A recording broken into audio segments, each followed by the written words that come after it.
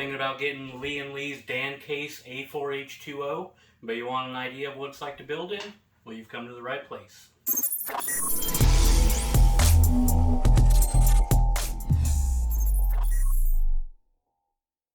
Welcome to Simple Rud. This video is about my build experience in the LianLi Dan Case A4-H20. Long name, tiny case. Now the goal of this video is really just to give you an idea of what it's like to build in and hopefully teach you some lessons that I learned along the way building it, and some difficult spots. Before I get too far, don't forget to subscribe. I've got more videos coming. I'm trying to keep them going weekly. I've got an entire build worth of parts now, so I can start building in these cases and start giving you more of these videos. So now, for starters, I can say you can pretty much follow LianLi's build instruction. It's pretty well done. It's pretty close to the steps I followed as well. But there are some intricacies, and that being, RAM size, AIO placement, stuff like that. Now, for what I built, I used EK's basic 240 AIO, right? No flare, no fancy RGB. I mean, you really wouldn't see it much in this case anyways, outside of like glowing out of the sides. Cool. But it was also something that I've seen fit in multiple other cases. And it's pretty much exactly the space given to you. Like, really, of your space up here, it is all utilized between the radiator and the fans. And you really couldn't get a whole lot more through there if you tried. It's basically within a millimeter or two of being maximum capacity. And in case you're wondering, that is where I started. So let's pop this top off real quick. I did take these two screws, and these two screws, this whole thing comes out. You mount your AIO and you can then set it in. Now, you don't have to do your AIO first, but you do have to do it before you put in the power supply, because once the power supply goes in, you can no longer get your CPU block / pump over to the motherboard. Now, things were pretty packed. In fact, I don't know that you're going to be able to see it on camera, but this kind of bows out a little bit. Now, that's after some forcefully maneuvering of not only cables, but mainly the AIO tubes. Now, part of that is my fault, and that is, I've got these build parts that I'm going to use and build in other cases, so I kind of just have a standard set of parts that I like. With that being said, Team's RAM is rather large when it's got the RGB.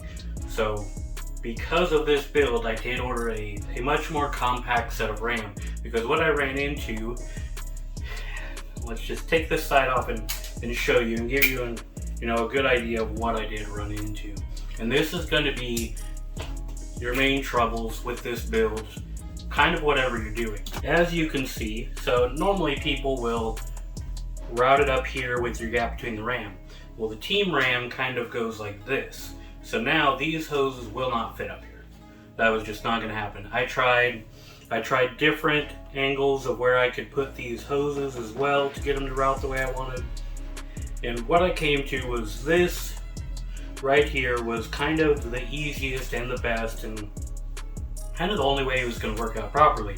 Now, your only option for your hoses off the radiator are up front. You can't run them through the back because there's no way to maneuver it to the front of it. So you're left with coming through here. Now, your power supply is taking up a bulk of this, but you do have enough room for your hoses to come through there. What you do run into, and I got lucky with this AIO, and it dips down in the center. If it wasn't for that dip, I wouldn't be able to put the side panel. Now, the one thing too is, these wires, you got a couple options-ish on how to run your cable management. This I felt was the easiest. So you've got plenty of room to run your CPU power out of the way over here. Your 24 pin, this is your only option, is down and up, and then kind of just cram the rest of it under here.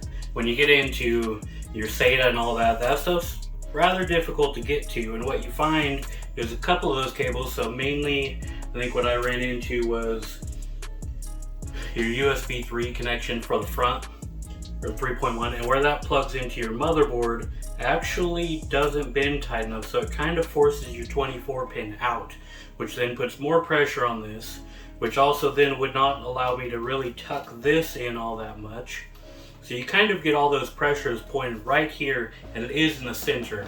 So when I first put that side panel on, it bowed a lot, and I kind of had to push stuff in there, and this is what you're going to run into building in a case this tight. And you know, the nice thing is this is not a glass panel going here. You cannot see any of this. So it's up to you to decide how much it's going to bug you, if it's perfect or not.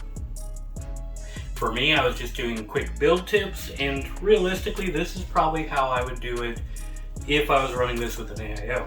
Now, how I do my builds are stupid, over the top, and modified, so you know, I wouldn't go with this. However, this would be really nice for a computer that you want to pack up and take to a friend's house for a long gaming session. Or you know, if you're video editing on the road and you want something that you can set up quickly in a hotel room, this is perfect. Fit in your backpack, and you can get a decent amount of power out of here. So I've only got 10600K in here, nothing crazy. Like I said, this is just so I can get across building to you. Now, the motherboard went in really easy. Some of these wires were difficult to hook up, your case wires and stuff like that, so I did use pliers.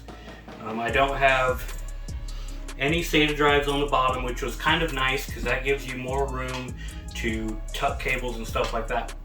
But you still have that option if you do want to put, you know, some 2.5 inch SATA drives down there. It is something you can do. You can put your SSDs. For the most part, I run NVMe's. They're easy, and most boards now come with 2+, which can give you a lot of room, depending on how much you're willing to spend, of course. And that's where, you know, a lot of these build thoughts come in.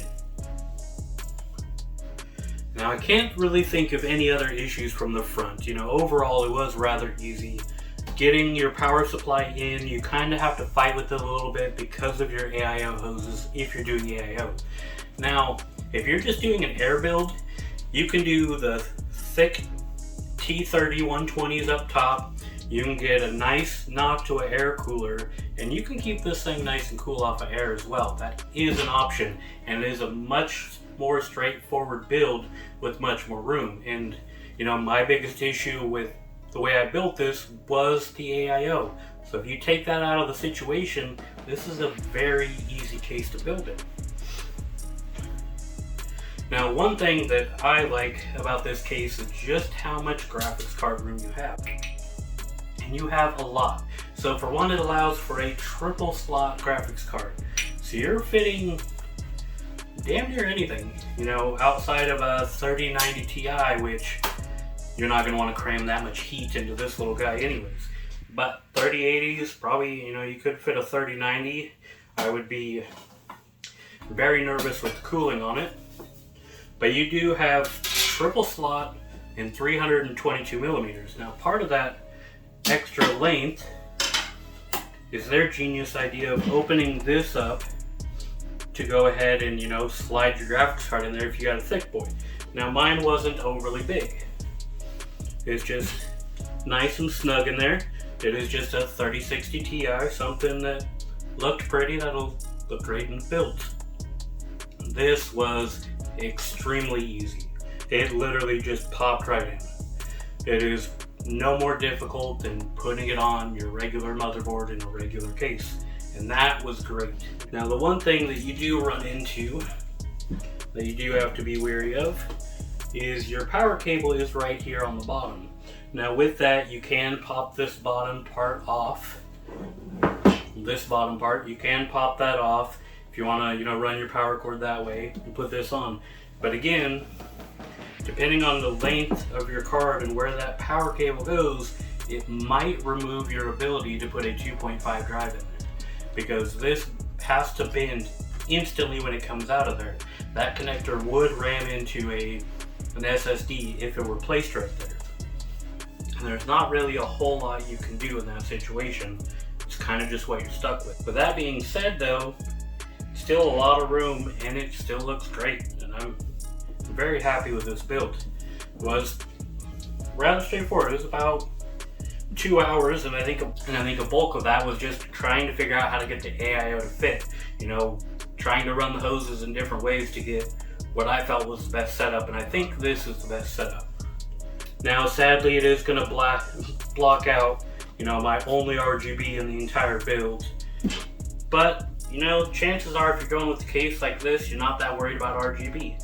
Honestly, I would have probably, if this were a build for me and I wanted something straightforward, I don't know that I would have done RGB, just because, well, you don't get to see your pretty parts in this thing, so does it matter if it glows? I don't know. I think the goal of this is to get as much performance as possible in as small of a case as possible, and that's definitely what LianLi Dan Case did. They took your options and they limited them in a way that still allows you to get creative, still get a lot of power into a very small box. You know, you can do a lot with this case, and if you're willing to cut some holes and do some 3D printing, you can get wild with this case. Now with that, don't forget to subscribe to the channel. I'm going to be doing a lot more builds like this, with a lot more cases. I think the next one up will be Fantex Shift XT, and then, you know, I might reel it back and do the 011 Mini and start ordering some cases and start giving you guys some more build tips. These videos seem to be doing really well for me, and, you know, feel free to leave feedback at the bottom. With that, thanks for watching.